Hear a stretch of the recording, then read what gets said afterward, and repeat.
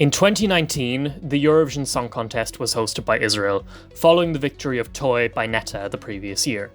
Israel took this opportunity by the horns, hyping up Tel Aviv as a great place for the Sodomites to spend their money.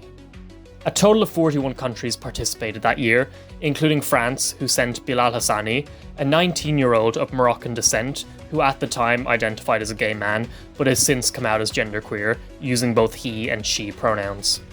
The hype within the host country was very strong in the lead up to the competition, and the national broadcaster, Cannes, planned to air a 3-episode miniseries called 12 Points, about a gay French Algerian who competes in a fictional song contest and gets, are you ready for this?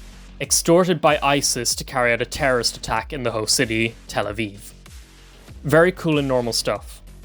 This project was first announced in July the previous year, and the original plot was that a bunch of terrorists would infiltrate the contest by pretending to be a French boy band.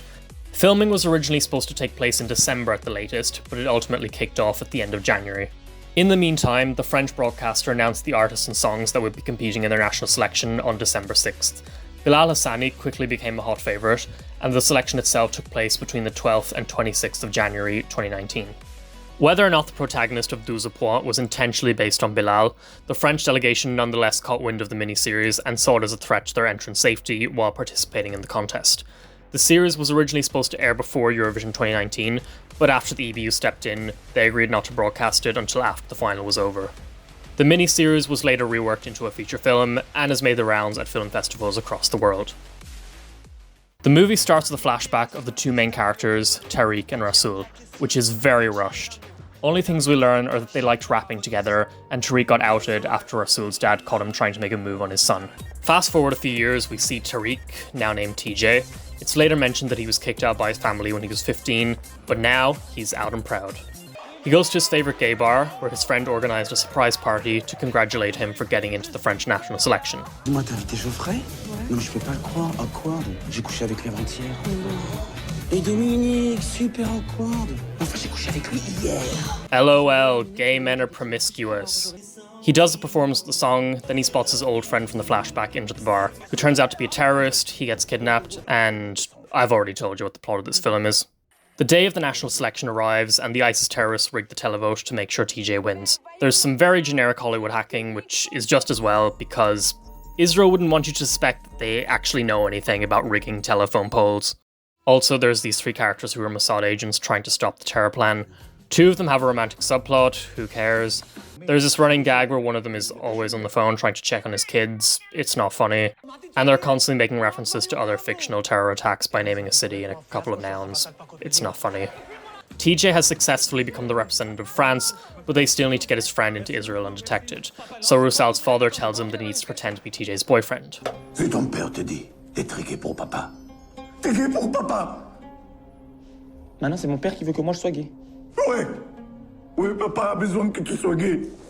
It's funny because he's forcing his son to be gay, and Muslims don't want their kids to be gay. Rasool moves into TJ's apartment uninvited, and TJ gives him a makeover so he looks less like a jihadist. His words, not mine. They go off to Tel Aviv to take part in the contest. They're greeted by this staff member called Zionist. It's funny because it sounds like Zionist.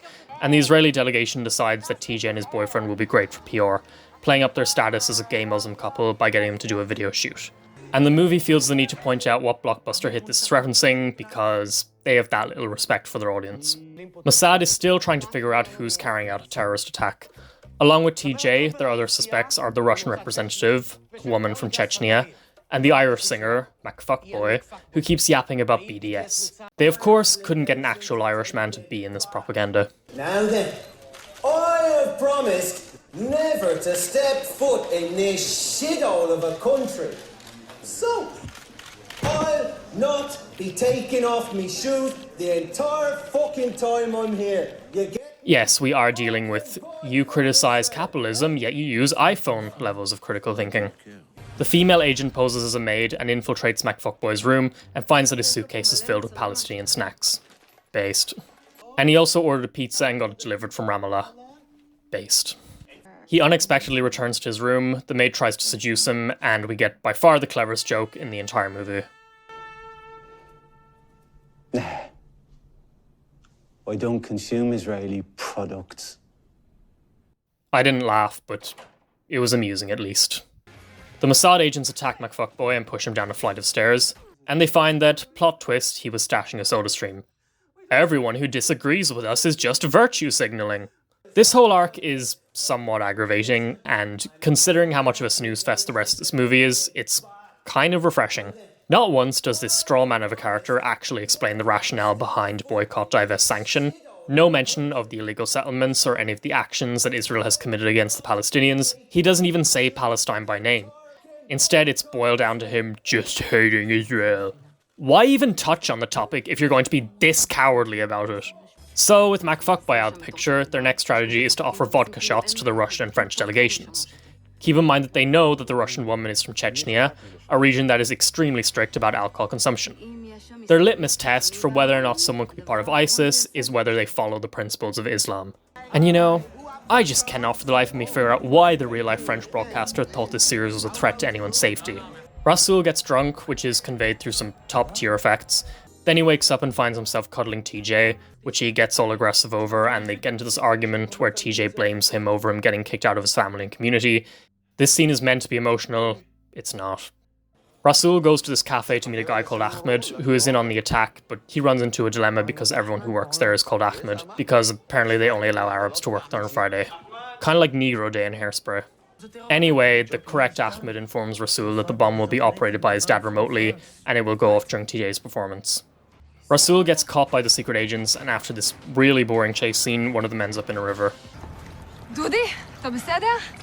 لا أنا لا بالسادر أنا جايلك بالسادر יופי עבדה התוכנית שלך איזה סומה דווקא ראיתי סרטון ביוטיוב שחולדאי שוחה פה אחי אומרים שזה נקי לגמרי. This movie deliberately portrays the Mossad agents as buffoons, but still greatly overestimates their ability to foil terror attacks. The agents make it backstage and tell TJ that they know about the terrorism plot, and Zainat also reveals that she's working for the government. These Israeli cops assure the weak Arab that they've got his back, something that's very much reflected in reality. I know you're nervous, but trust me, it's the Mossad. They are pros sharmuta. This is the only time I laughed during the entire movie. Gonna have a heart-to-heart. Rasul calls TJ to warn him about the bomb, then he gets cornered by the Mossad agents and he tells him that the bomb is under the stage. TJ doesn't want to perform, but Zainat gives him a pep talk and this exchange happens. You know, when I was Zatuta, my mother used to tell me بالنادم بالغربزة والحمار بالدبزة. أخ لله فين تعلمتي تهدري بالدارجة المغربية؟ مو مغربية وأنا كبرت من العامك العمر. I don't know, Israel. Why do more Israeli Jews speak Russian than speak Arabic? Despite knowing that there's a bomb under the stage, no effort is made by the agents to evacuate the arena. It's just something to think about. Rasul joins TJ on stage because he thinks it might stop his dad from setting off the bomb. So, a human shield. They perform, the Mossad agents stop the bomb at the last second, they kiss, the terrorists get arrested, yippee. And somehow in Zionist fantasy land, the judges in Televote are actually very based, and they give the victory to McFuckboy, who still manages to perform despite being maimed by Offence Force thugs. And as Ireland has never won Eurovision in my lifetime, I actually felt a bit of a warm and fuzzy feeling. That is, before he forgives Tel Aviv in Hebrew after the performance.